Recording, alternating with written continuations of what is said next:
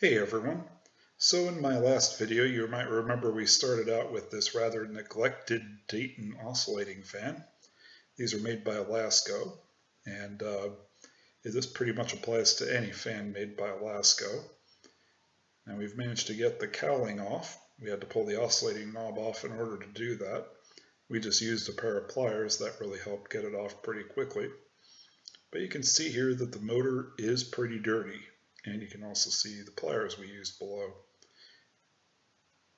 So we'll use some compressed air here and get this thing clean.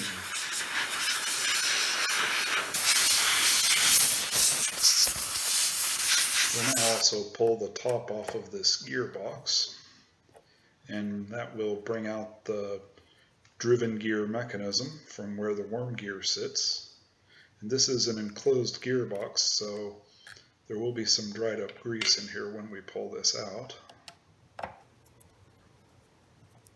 Doing this one-handed with the camera in the other hand is a little bit troublesome. Typically I've done much of this off camera much faster.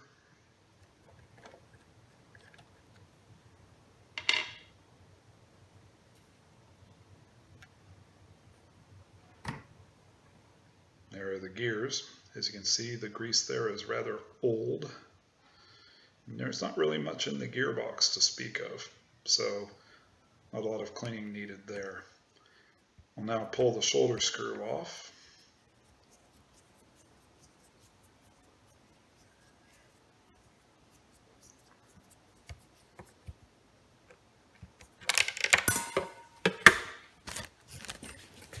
And we'll also make sure that the neck moves freely.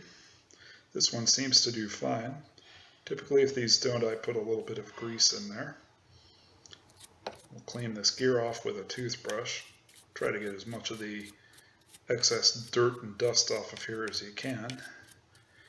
A note about these gears, they are meant to run without grease on them since they are located in the airstream of the fan. But we will put a little bit of oil on the pinion of this gear here because it is pretty stiff. That's part of why the fan doesn't really oscillate very well and it bogs down. So what we'll do here is, using our zoom spout oil, we'll get some in here. Keep in mind we'll do this more thoroughly off camera, but we're just kind of showing you the idea of what you do here. The idea is to get grease into this little pinion area since this is not able to be disassembled. And generally working some oil and frees this up a lot.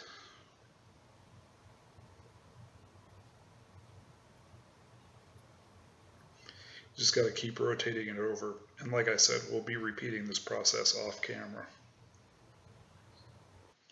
Here's the dirty gear from that gearbox that we took apart a little bit earlier. We'll get a little bit of oil now on the motor's rear shaft and work this into the bearing.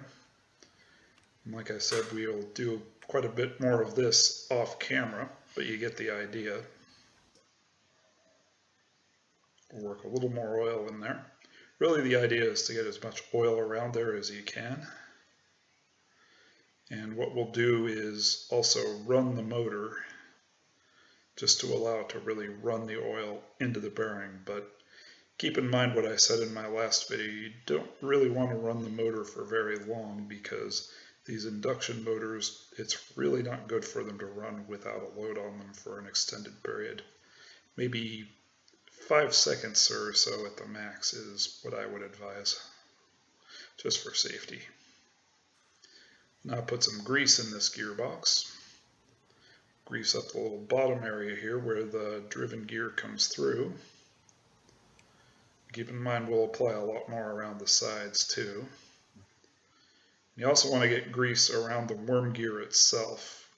So you really need to just get a good amount around here and around the rear bearing of the motor since this will help lubricate the fan.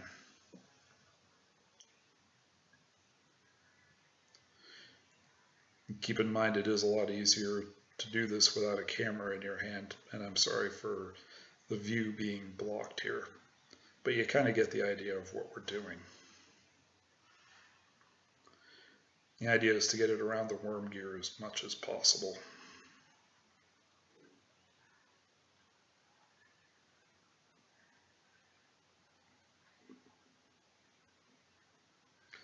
We've got the driven gear assembly kind of ready to go together with the slip clutch. Put a little bit of grease on there to help the gear rotate when the fan is in stationary mode. This basically allows it to freewheel. Next, we'll put a little bit of grease on the gear teeth themselves.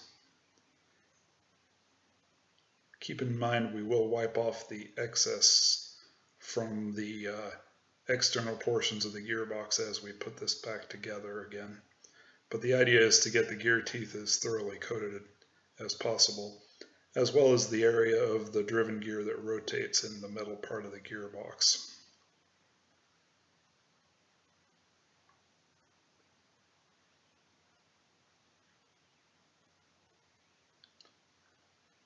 And the next part of the assembly here will be putting on the fiber washer. This part came out of the gearbox when we disassembled the fan. You want to make sure you put it back. We'll put the greased gear assembly back into the gearbox here. Bring the screw holes into alignment. Don't forget to put the rear bracket on there for the cowling. We'll wipe off the excess gear from the drive gear as it comes out of the gearbox here. A little bit of excess can't be helped, but you want to make sure you get off what you can. Keep in mind we're just wiping this down with paper towels right now, but we'll wipe it down with naphtha off camera. Push the gear down and you can see there is quite a bit of grease in those gear teeth. You really don't want to have this here on this exposed gear because these are exposed to the airflow of the fan under the cowling, and they will just get nasty and gummed up and dusty. You don't want that. So we'll now test run the fan after having everything put back together.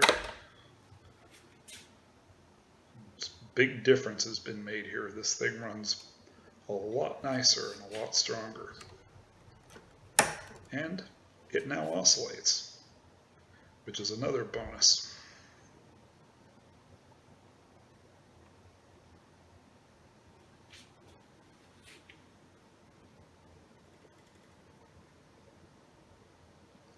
It's a quiet, smooth runner. What we're going to do now is get all these parts cleaned up. Just wipe them down with some Windex and some paper towels. Get everything all clean and get this reassembled here through the magic of video editing. Here's the front of the motor, the rear cowling. We've put the oscillating knob back in, the rear grille back on, the blade and the spinner nut, and the complete fan now all cleaned up and ready for work. These are the products I used here: Zoom spout oil, 3-in-1 motor oil in the blue can, and Lucas Red and Tacky. These products are ideal for use on small electric motors. And you can see the end result here of what we've done. This fan runs very quiet and smooth, and it's pretty much ready for a season of use. Hopefully you enjoyed seeing this vintage Dayton oscillating fan get itself all renewed and rehabbed. Please also go back and review part 1 to see what we did to this prior here. We will have more to come, including a detailed look and demonstration of this fan, and many other videos as well. So please hit that subscribe button to stay tuned. Later.